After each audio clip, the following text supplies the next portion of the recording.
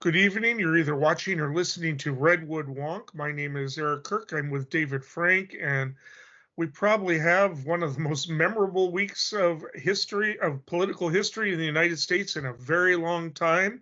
We are going to discuss tonight. We have to cover Donald Trump's acceptance speech at the RNC.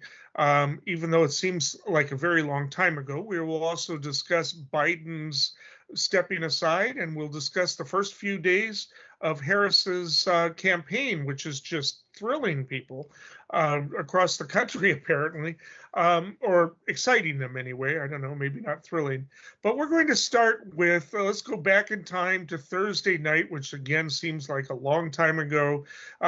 Several days after an attempt to kill him, he showed up intending to present a new Trump that was more oriented, unity oriented, and less attacking.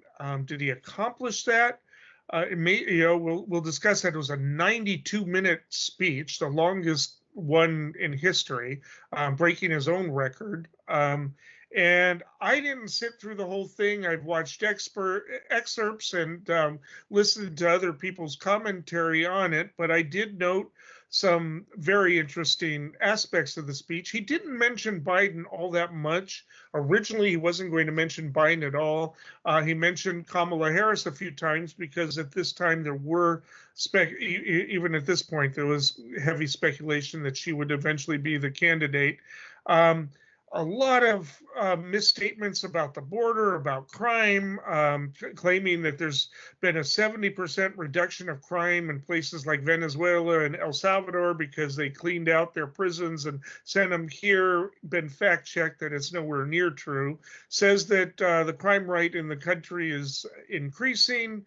Not true. Crime rate has actually been declining for the past year and a half, I think. A number of other things that we'll get into, but it wasn't. I wouldn't say it was as dark as his previous acceptance speeches. He's done two of them, but it didn't. Even though he said unity a few times, everything was directed at the rhetoric of the other side. Nothing. There were people who were looking for any sign of humility. There was none, and we'll talk a little bit about it. And any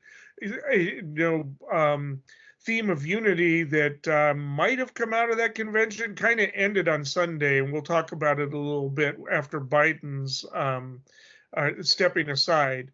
The attacks have gone back to pretty typical Trump. A lot to discuss about it. Dave, what do you have? Well, thank you for that setup, as always.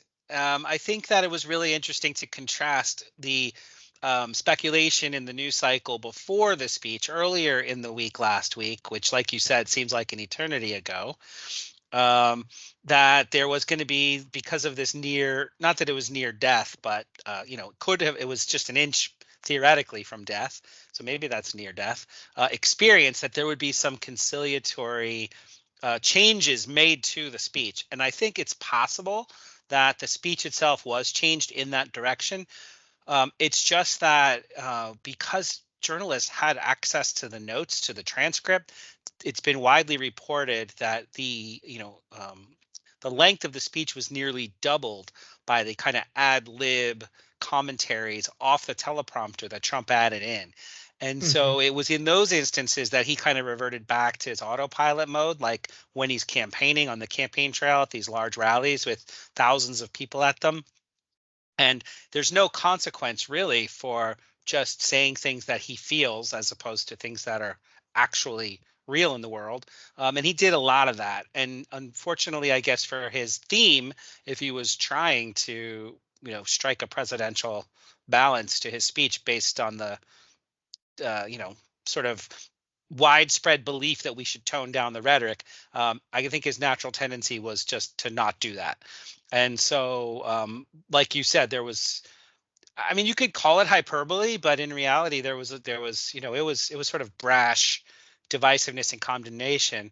It was more of the same, to be fair, but it was a little over the top, not just in tone, but actually in length. Like he felt the need to just riff on all his grievance talking points about the border, about globalist kind of like how the American working people are kind of left behind by Democrats who have their own agenda basically. So there was a whole bunch of the talking points that, while in and of themselves weren't to be unexpected, it took away from his effectiveness, honestly, because you could tell people were tired. Like people were cheering for the strangest combinations of words, even if they weren't coherent thoughts. They were like buzzwords, and people would just there was like this reactionary. I think I called it a cult of personality. There was like a cult of personality type response, which we know that he's got. And there was a kind of, just general, by the time he was finished with his speech, people were just fatigued. People compared it to Castro. So I think that the tone, for people who don't know, former President Castro of Cuba would give speeches 3-4 hours and beyond. I think this one was, I don't recall exactly, but it was just short of like an hour and a half maybe, or hour and 45 minutes, something like that. Eric, do you remember the duration by any chance? Of the speech, Yeah. 92 minutes. There you go, hour and a half. Thank you very much. I knew it was around that mark, but yeah, we watched it and endured it, and stopped and re-listened to a few parts where it was, did he really just do word salad? So it was, again, it worked against him. I think ultimately, was it effective? I would say no. Did it move the needle in any way for people who might be independent or on the fence? Maybe they're not even sure if they want to vote. I just don't think he did himself any favors at all. I mean, David Axelrod said that the speech was the best thing that happened to the Democrats or the only good thing to happen to the Democrats in the past 3 weeks. Said it right after the speech. It's given the Democrats plenty of material. Because he did kind of go off script, so they are definitely going to make use of a bunch of stuff in that he said, probably against advice of his advisors because he can't help himself. But for anybody who was expecting like, oh, he sat down and thought about his life after he almost lost it, it just didn't seem to catch it all. But I think that's consistent with somebody with with the instincts to do a fist pump before he's while he's bleeding. A lot of questions about it. People have taken close-ups of his ear, and they did a real good job of reconstructing it. I mean, it's amazing. You don't see any sign of it. So I'm wondering what happened there. But he said he heard a whizzing going by him, and if there was any sense that it was going to give him a new outlook on life, that didn't happen. That was not evidenced in anything I saw. I would say that he didn't overly exploit it. A lot of people are saying, "Oh, it was favored by God." I don't know that he actually said that. He certainly didn't reject it, but but he had Hogan opening up for him, and that was probably the highlight of the convention for some people, when he tore off his shirt like he always used to when starting a match against Andre the Giant or Hacksaw Reynolds, right? I mean, was there, and he had his "what you gonna do" thing, and it really excited a lot of people. But you do lose an audience if you go too long. An hour and a half is a lot of attention span, requires a lot of attention span. I mean, people commenting on it were like, is this ever going to end? For us. But it did seem to be a little bit more upbeat and positive than his prior ones. I mean, his 2016 speech was just grim. I mean, there was nothing about it. We were living in a dystopia back then, according to him, right? And it wasn't quite that way. I mean, he did, again, make stuff up, saying that about El Salvador being 70% less because he's cleared out the prisons. What's happened is El Salvador has a very authoritarian regime, and they've jailed over 100,000 people, a bunch of them having to have been released because there was no basis to even hold them. And so that has lowered the crime rate there. Venezuela, other reasons too, that lowered it. So it's but they haven't emptied their mental health facilities or anything and sent them here. That just hasn't happened. I mean, it's hard to know. You know, I mean, there's so many stuff. Different organizations tried to fact check it, and they all have a totally different list. I mean, with an hour and a half, the list is too long. Now, to be fair, every speech like that gets fact checked, and there's always problems with it, according to the fact checkers. And people they point out when things are exaggerated or taken out of context, and that's what they do.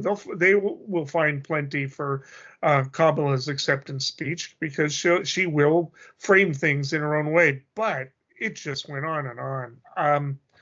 In terms of its significance, yeah, they didn't get the bump, but they didn't have time because they went straight into the weekend, and the news that we're going to discuss happened. And one of the things that Trump has privately been upset with is that basically the Democrats stole his highlight. He's upset that they're not talking about the RNC or even the shooting anymore, because we're caught up on the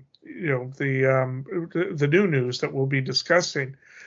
So yeah, I don't know that anybody's going to remember it at this point.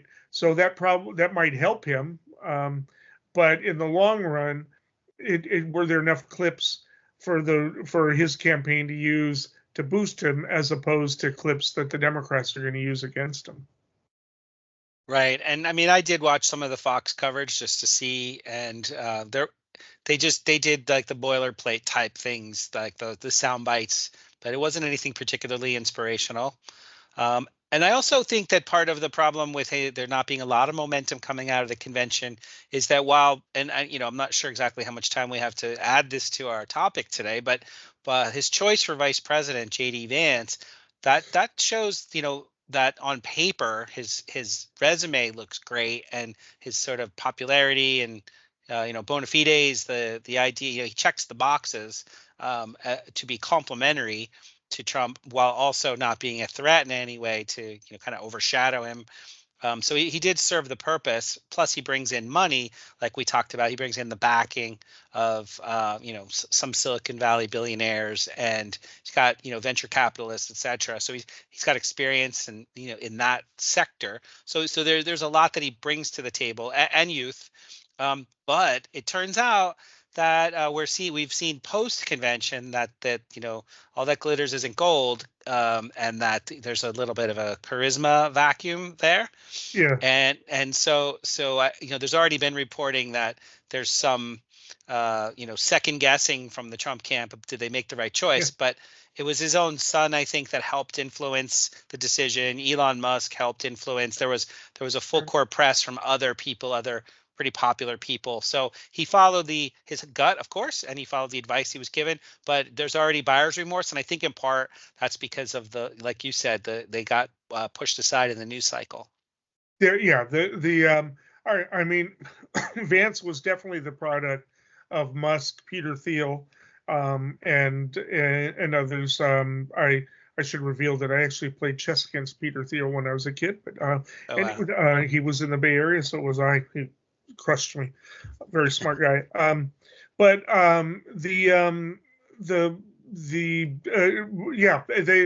got a problem with Vance.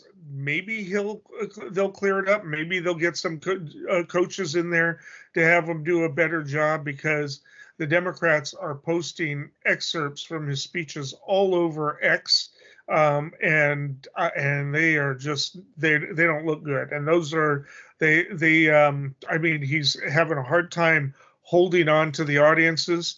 And Trump gave his first speech today, but his follow-up, if he had any kind of unity theme going, first of all, after Biden stepped aside Sunday morning, maybe it was Sunday afternoon, I'm not sure exactly, there were the next 7 social Truth Social posts were about Biden, not Harris. I Yeah. mean, they were attacking Biden. They're threatening lawsuits. We'll get into this, to sue to force the Democrats to keep Biden. He wasn't even nominated yet, right? I mean, it's just and so that's basically been the takeaway. So they've had Vance out there, and Trump just rejoined today, I think, in a speech in Houston. Plenty of material there of him doing things that are just weird.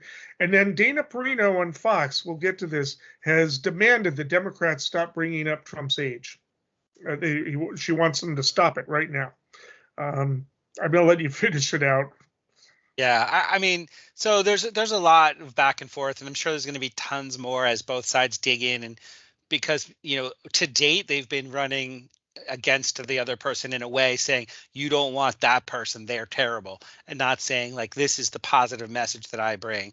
But I think we're seeing, well, hopefully the new reality, the new paradigm with Kamala Harris joining the race is that there's going to be an awful lot of at least more balance in the approach, which hopefully, like for the benefit of everybody out there, we'll hear more about what the proactive plans are coming from Republicans. Because when we look at them, some of these things that JD Vance has been saying, and some of the things in Project 2025, not that Trump personally endorses 2025, but it does show some of their policy preferences. Hopefully we could pivot closer to an actual contest of ideas instead of how much can we undermine the other person.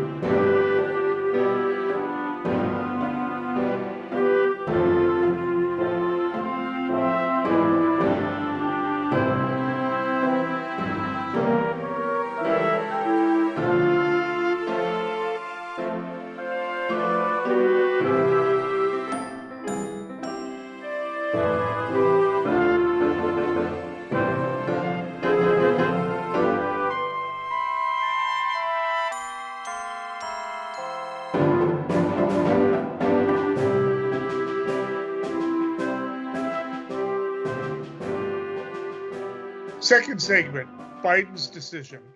It was not a sure thing, apparently. There have been a lot of accounts by people who were with him, but apparently he decided late Saturday night that he was going to leave the race, and he made a bit of he communicated that on Sunday.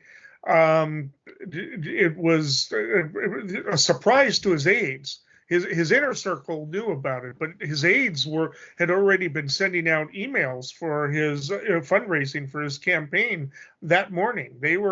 It took them by surprise, and it took a lot of people by surprise. And but he left the race. There was I guess he had he at first he didn't endorse Kamala Harris, but came to do so very shortly, before concluding, and very shortly afterwards.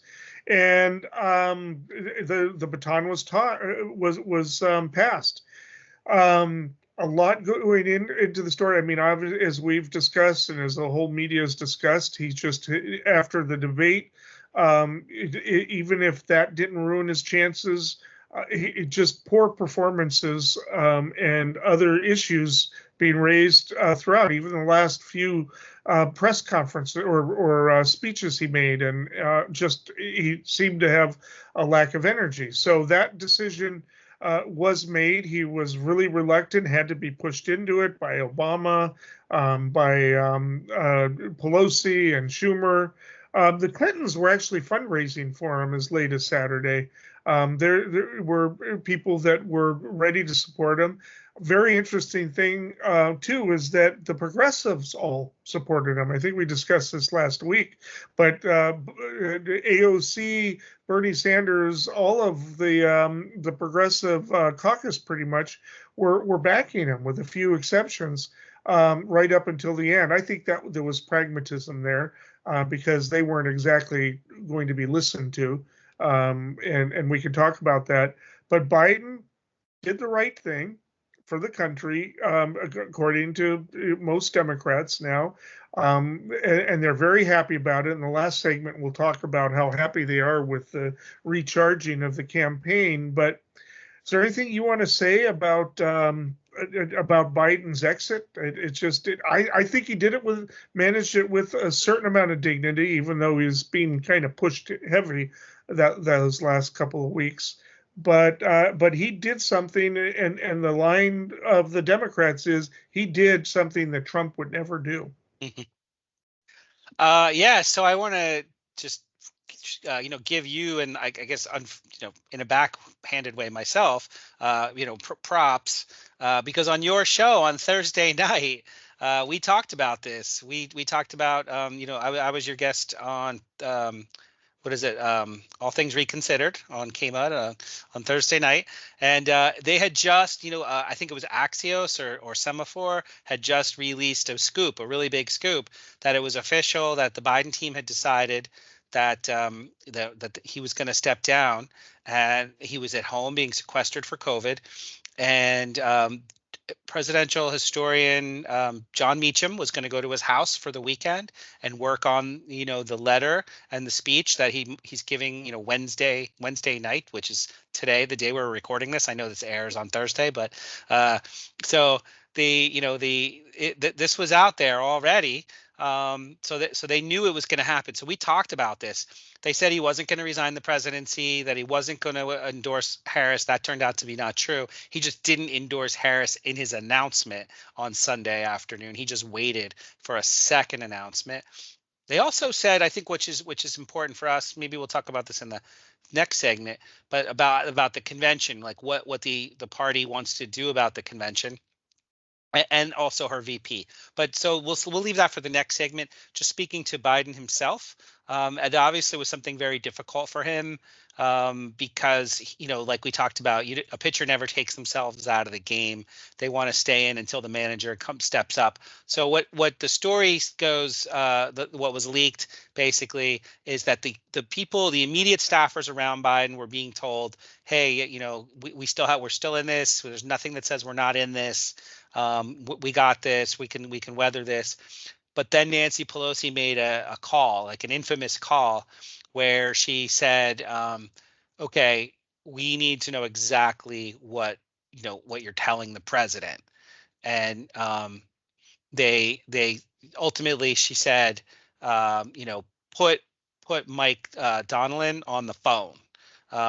Like, I want to know exactly what studies, what polling you're looking at, because our numbers indicate you're not being truthful to the president. He's not making a decision based on this, the best information that's possible. And then so it was basically them saying, look, if you look at these purple communities around the country in these purple states, which means they could go either way, we're seeing these little red mushrooms across the country. So you're going backwards in real time everywhere. And it's not just these swing states that you're losing badly. It's these states where we shouldn't lose at all. Like we're losing ground in New Jersey and in New York and in like Virginia.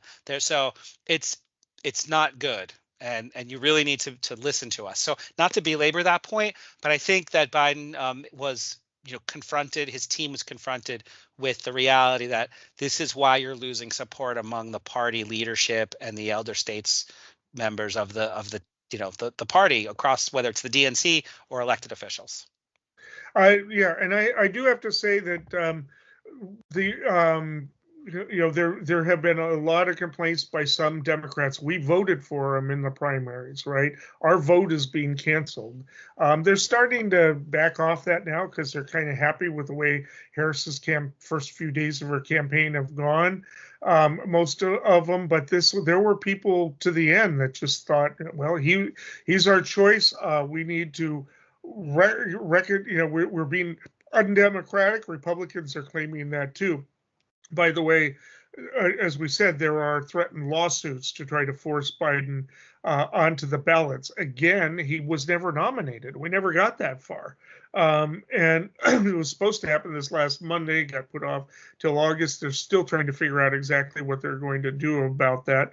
But the polling, yeah, was really bad, and it's really evidenced by the first post Biden polling. Ipsos actually had Harris not only ahead of Biden but outside of the margin of error. If Robert Kennedy was in the race, it's showing that actually against Harris, Robert Kennedy's is hurting Trump more in the polls over the past couple of days. Not much, just a little bit, but she is pulled all of the polls that have happened since then. She has basically improved her standing as well as Biden's. A couple polls that came out today, Georgia, she's within 2 points in Georgia. That uh, I think Biden was down 9 points, even double digits in some polls in that. We'll see what happens. We'll see if this is just a honeymoon bump for her or not. But definitely they've robbed the RNC of its post-convention bump. That didn't happen, or at least it's not showing in the statistics. She's also slightly behind in Pennsylvania, but that's also fluid. I mean, one of the things that some people say about polls is they're not good, they're snapshots, and they're not really good for foretelling anything, but they track movement. And so clearly, it was the right choice for people, and Republicans are freaking out. Even the focus groups, they had a mega focus group on CNN, and the women were saying it's not fair. These, what is happening, and Harris, it should be judged by her record, not by who she is. Blah blah blah, all this kind of stuff, and the Republicans are in a bit of a freak out here, not because all of a sudden they're losing. We don't know if they're losing, and probably they aren't. Probably it's going to be close for a long time.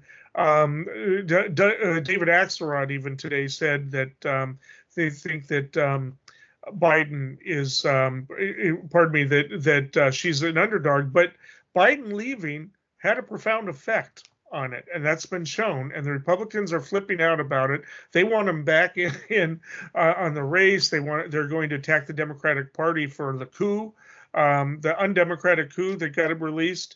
And lastly, I'll say they're demanding that he resign as president. The line being that if he can't run his campaign, how can he run the country? Well, he didn't leave because he can't run his campaign. He left because he can't win the race. There's a difference between those two things. Yeah, most definitely. So thank you for that analysis. I definitely, I don't think there's anything that you said that I disagree with. I just would like to add to it that, this is one of those situations where there are a lot of people saying things like we're going to sue, or this is undemocratic, or other complaints of that nature, criticisms of that nature.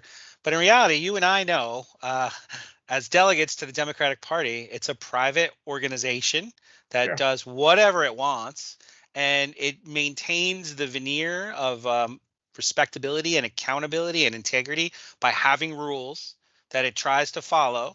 And when it has to bend them, it comes up with a justification to do so. Or when it has to reinterpret them or modify them or amend them, it comes up with a justification to do so. And that's what we've seen here is, we could talk more about the specifics, I guess, but basically they get to choose whoever they want, however they want. They're only really accountable to their own members and funders. So it's unfortunate truth about the two-party system, about really our political system, generally speaking, is that there's really nowhere to go for the critical mass of voting power in each given state, except for these two parties, any given state, except for these two parties. And then you run into the issue of when you have somebody like RFK Jr. out there, he's a spoiler. He pulls away, you could argue which side he pulls away more from, but really there's very little. He's one of the largest. He's got one of the highest level of support only at about 7% that we've seen Yeah. in third parties in a long time.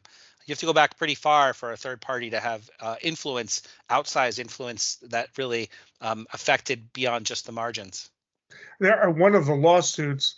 I don't. It's hard to know when they're serious or not. But one of the things that they're really upset with is Trump is demanding that Biden reimburse them for all the millions that they spent on anti-Biden paraphernalia, T-shirts, signs, everything. And it's like, well, maybe if you weren't so negative, you wouldn't have spent that much money on it. Yeah. It's just promote yourself. There's a lesson to be learned there, right? But yeah, they are talking about that, and then people are referring to state rules. Well, Yep. they've got individual states have rules about it, but again, the states. If they've already printed ballots, that was a mistake on their part because the nomination hasn't happened yet. Right. That has to be decided. That was officially they jumped the gun. So but that is the impact. And as I said, Trump just attacked Biden, the most corrupt administration ever. Blah blah blah. And we'll get this into it a little bit more in the next segment. But Trump, there's question as to whether he'll be willing to go up against Kamala Harris, who has basically never lost a debate. I mean, she did really well against Pence. Made well against Barr. We've talked about this. Made Jeff Sessions cry.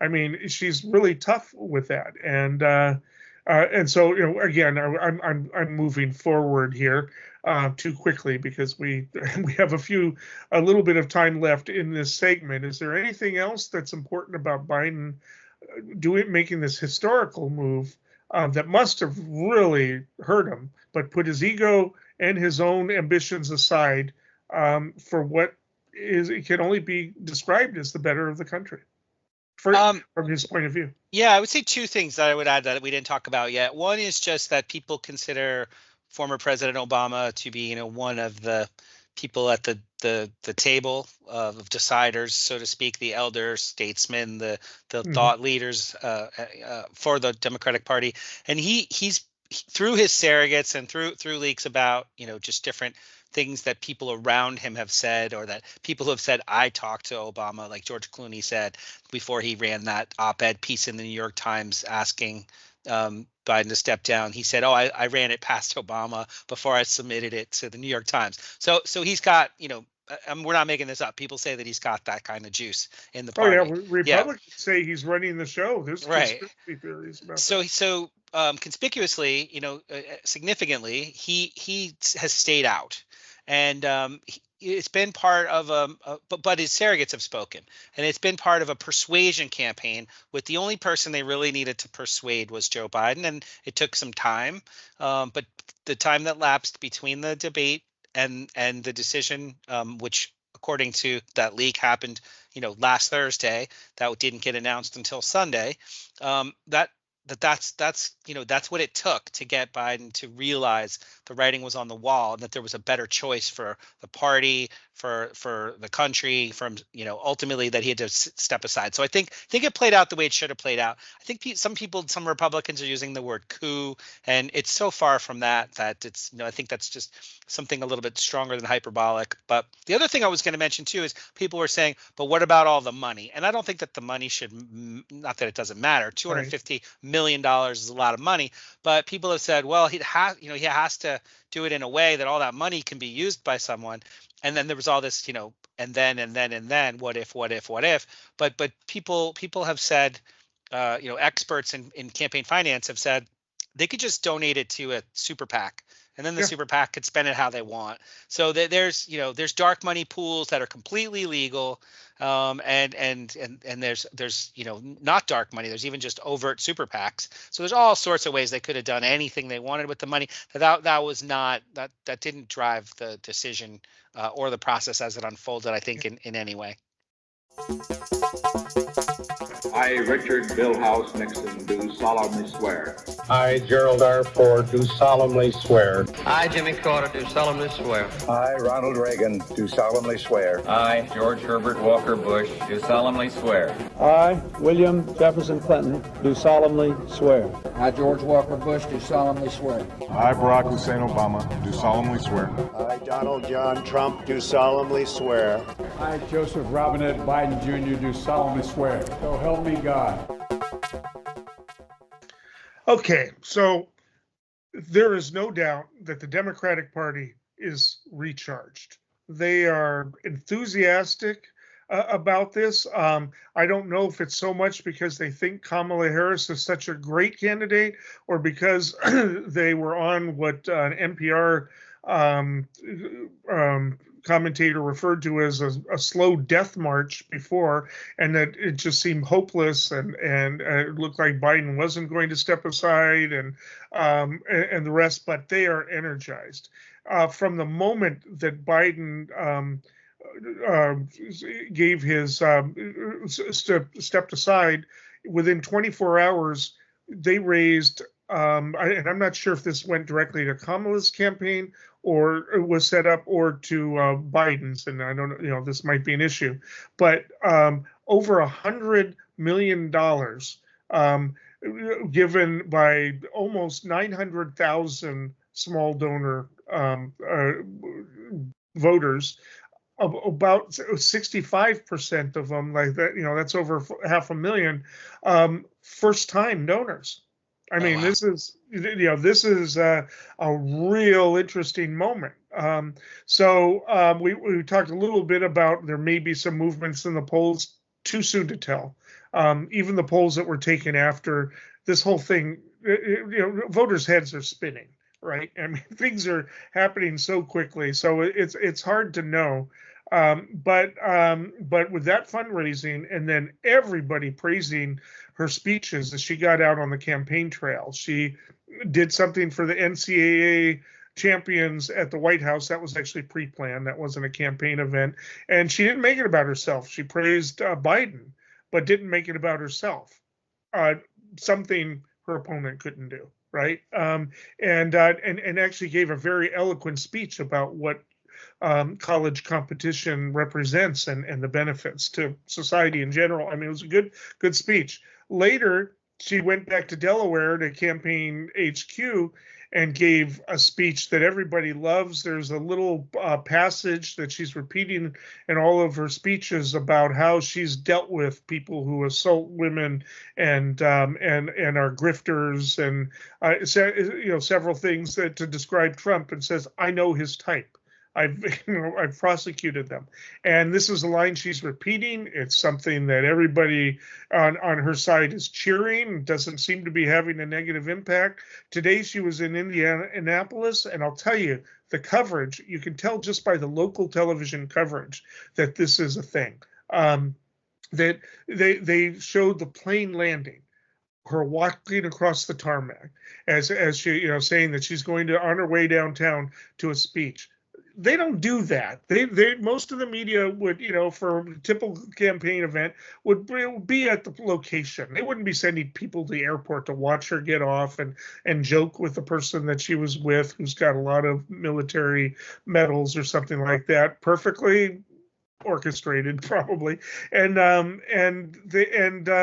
So I mean, and then she showed up and she's on her way and she's going to be speaking in Houston tomorrow. The reviews of her speeches are just exceptional. They're given. Now, I watched the first one. I didn't watch today's, and yeah, I would say it's really good. Is it really that good, or is it just what she's up against in terms of her opponent and her and the prior campaign? I don't know. But she is energized. All of a sudden, all of her cooking videos are going up. Her monster cooking that she did with her granddaughter or something, and a step granddaughter, and her Indian cooking and everything. I mean, everything about her is going up. People are learning about her, and apparently she's got a real pleasant personality when she's not debating, and she needs to show that. And they told her that. She seems to have learned a lot since 2020. So much to say about it. I don't even know where to go. But to quote I'm going to end this by quoting Van Jones on CNN. He said, "To defeat a cultural phenomenon, you need a cultural phenomenon." And apparently that's what she's got. Beyonce is letting her use the song "Freedom" as her campaign song, and there is new life. Whether or not Kamala, a lot can happen between now and November. She can still lose, but what a lot of Democrats are feeling is at least we've got a fight. Yeah, I mean that says a lot. So one of the things that you pointed out too, which I think is worth kind of reiterating, is that there's a new energy, and it revitalized the base, and we're already starting to see some minor shifts in the momentum. So instead of things starting to get away from team Biden Harris, now things are going towards team Harris, fill in the blank. That's already starting. But beyond the polling and beyond the politics of it, just kind of structurally, it's been revealed, or reported rather, that they had this all planned out like clockwork, like it was a full court press. That the best public relations firms in the world were brought in, the best strategists in the country, and so they called all the delegates, every delegate. They called hundreds of elected officials. They called hundreds of small organizations, party leaders across different clubs and regions of the country, and just they got buy-in in a rapid way, to just like that, to get over the inertia of any doubt, any what about, any what are we going to do. And so that's the PR front, that's the energy front, and the inspiration and the motivation part, to make sure that the transfer actually got traction within the party itself. I think it's also important to talk about the mechanics of it, right? So now we know there's better chances. It's a closer election. Harris can campaign vigorously. And so, there are negatives. There's plenty of people out there that'll tell us the negatives about her as a campaigner, as a speaker. She's got a long record in public service, so there's things people are going to point to and say she was way too conservative there, or she was way too progressive there. But her prosecution of marijuana cases, that's right now the Republicans, ironically, are using that against her. Yeah, and I think one of the big ones I heard too was going after parents for jail when their kids are truant. So kids are missing school, parents are getting threatened with jail, and that was one thing where she seemed to have not a lot of well-calibrated judgment, according to the critics. But I think she speaks about specifics, and she's a seasoned prosecutor who speaks in specific ways, with a delivery, with conviction and thought. And so that's going to really contrast with Trump, who speaks in generalities and mostly minimal, if any, substance behind his platitudes. So the contrast will be stark. Like I said, she has the intelligence and the skill to make the affirmative case on policy. So another thing too is that there's this idea that Trump is trying to distance himself from Project 2025, the Heritage Foundation plan, saying I don't know anything about it. But you and I have talked about before that Project 2017, Trump put through 96%, according to Heritage. I think that's the number they came up with about how much of what he did on their plan back when he got elected last time. He had Heritage Foundation people on his staff. And I've even heard Republicans talking recently about how Heritage does have influence over some of his staffing decisions, even in the next administration. So, it's reasonable to doubt that's not going to be a target, that's something that Trump is a policy that he's going to be behind, even if not overtly. Not to talk too much here, but I think we could pivot at some point to the actual, the mechanics of how this is supposed to go down. There's one of the people who, when I say how it's going to go down, I mean at the convention. So one of the people who spoke about it was Governor Tim Walz from Minnesota. He is the chair of the Rules Committee of the DNC. So this isn't like idle speculation. This was his position. He said that they're going to have an open convention. They're calling it open, even though Kamala's got more delegates pledged to her now than she needs to officially become the presidential candidate. They locked that down within like 48 hours. But they don't want to be seen as this all coming from some string pullers in a dark room, back room rather. So I think it's a back smoky room that's supposed to happen at. But yeah, so what they're saying is that this is what he said. Tim Walz, Governor Tim Walz of Minnesota, said if there's any person who wants to be the presidential candidate, they just need 300 delegates and they'll be considered when the roll call is taken. The roll call is going to follow the COVID rules, so it's going to be remote, a virtual roll call. So they can do it remotely according to their bylaws. They're going to choose to do it between October 1st and 7th. As you and I talked about, it's because of Ohio, even though they don't need to do it because of Ohio. They made the decision to do so as a party, so they will still carry that out. And then the convention. I think you meant August. I did mean August 1st through August 7th. I might have said October, right? Sorry. Yeah. Yeah. So August 1st through August 7th, leading up to the convention, which is August 17th. So that's 3.5 weeks from now. So this is all going to go down pretty quickly. And so they want to remove any appearance of impropriety, and we'll talk more about it. But he said typically the vice presidential choice happens at the convention, and that's when it's going to be, that timing will be up to Harris, Vice President Harris, to decide. Which, by the way, Governor of Minnesota Walsh is on the short list of VPs. Yes. And he presents very well. So it's a possibility, but I'm going to have a prediction about the VP today at the end of the day. But at any rate, a lot in there. I think the mechanics, I mean, they can afford to have an open convention now. The only person talking about challenging them is Joe Manchin, and that would almost be great foil for drama if they wanted to do that. They're all worried about chaos. I don't think there's going to be much chaos. She's already locked up the delegates that she needs. So unless Manchin or somebody can convince at least 15% of the delegates to change their minds, it's a done deal. And she is, again, just thrilling everybody that she goes to. She's filling up the venues, and no more talk about the Democrats won't have a rally. She's having rallies every day, and so yeah, it's a foregone conclusion.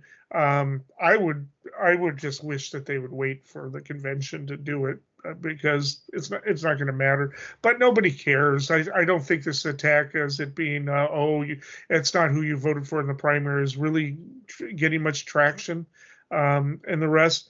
Going back, she is really prosecuting the case of Project 2025, but she's emphasizing something a little bit different. And quite frankly, I think that Trump made a strategic error in trying to distance himself from it, because he confirmed that it's something that you want to distance yourself from. And so with her prosecuting it, she's not emphasizing the anti-democratic aspects of it. She will bring that up, but she's emphasizing the cuts to Social Security, the tax breaks for the rich, additional ones, and the things that will affect a middle-class family. This is one reason Bernie Sanders is holding back his endorsement of her. He wants to talk a little bit more about what she discusses, and she seems to already be taking that advice from their first meeting. They're going to have a follow-up meeting, and so emphasizing that these are the wish lists of these people and these failed economic policies that have been tried before. It's a real good shtick, and it's I think going to help attack 2025. You can attack the anti-democratic elements, which are the ones that scare me the most. But if you make it a bread and butter issue, then you can expand it to the whole thing. And I think so far she seems to be doing a good job with that. And we'll see if Trump tries to what he says about it. Will he continue to play ignorance? I don't know. Yeah, I think it's interesting just to compare the vision between the Trump team basically and the Harris team, if you look at it that way. And this was also brought out by Governor Tim Walz too. He said that the idea that when Trump speaks or when Vance speaks, that doesn't really reflect how things work in small towns. That so many of their big picture issues are divisive. And for example, just treating public service workers the way they do, that the idea is that those people need to be treated with dignity, not saying the government is the problem. If you're a teacher or a fighter or some other public servant, like the general tone.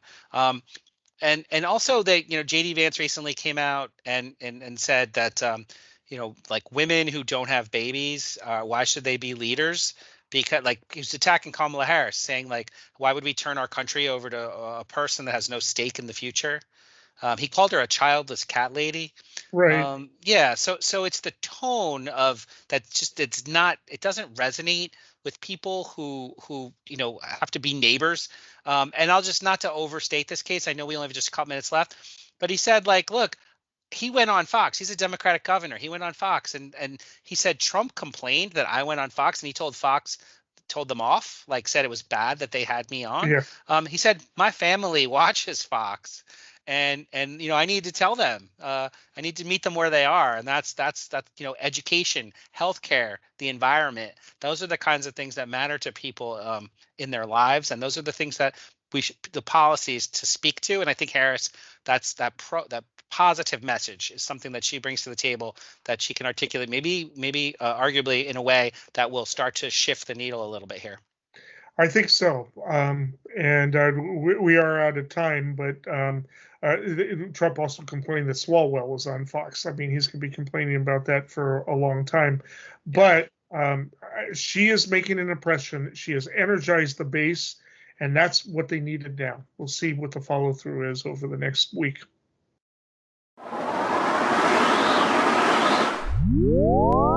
Eeny, meeny, chili beany, the spirits are about to speak. Are they friendly spirits? Friendly? Just listen. This brings us to predictions. Dave, what do you have? Considering this is the issue that people have been asking about the most, which is the vice presidential candidate that will ultimately end up getting selected to be on the Harris ticket, I'm going to speculate now. I know it's early; we're just a couple days in, and but there's already been leaks that there's a short list of people being vetted by former Attorney General Holder, who served in the Obama administration, Eric Holder. Most of those people on that list are governors because it's executive experience, and most are in swing states or contested regions. So the short list is Josh Shapiro, the governor of Pennsylvania, Roy Cooper, governor of North Carolina, Andy Beshear, governor of Kentucky. And then further on down the list, people have talked about Gretchen Whitmer, governor of Michigan. There's a couple other people in the betting odds that are in the mix, Pete Buttigieg and Mark Kelly, senator from Arizona. So Pete Buttigieg, we know him, he's Secretary of Transportation. So my prediction, not just because it's in the betting odds, but because that it makes sense. Gretchen Whitmer has said she doesn't want to do it. I think she's holding out for some reason, and there's the possibility that they don't want two women on the ticket, but that they do need a governor from the Rust Belt, from that region of Wisconsin, Michigan, and Pennsylvania, so that they would pick one of them. So that by default, to me, leads Governor Josh Shapiro from Pennsylvania. I think that brings the support to the region of the country, the swing states that they need it the most, that blue wall that the Democrats need to really hold the line on losing come election day. All right. Well, that's actually my prediction too, and I'm going to explain it a little bit. A lot of people are saying Mark Kelly, but I think the Democrats are going to say, or not even say, but they can't afford to lose a Senate seat. That would go to, it's just too close with the Senate. He would be a great candidate for him for a number of reasons, but I also think it will be Governor Shapiro. He is Jewish. And there is some concern about that, but I think anybody who's voted for MAGA, anybody who's going to hold that against him is MAGA pretty much, except for the Muslim community in Michigan, because he is very pro-Israel. I predict that he's going to tone that down a bit, and this is exactly why Kamala Harris boycotted Netanyahu's speech today, and she probably is going to announce some type of changes in policy of that in order to do that. But I think for all the reasons you said, Shapiro makes the most sense of all of them, although any one of them would be really good, actually. I don't think they'll go with Buttigieg. I think that they're risk averse for the same reason that they probably won't go for Whitmer, even though either one of them would be an excellent VP. But we'll see what happens. Until next time, stay informed and stay engaged.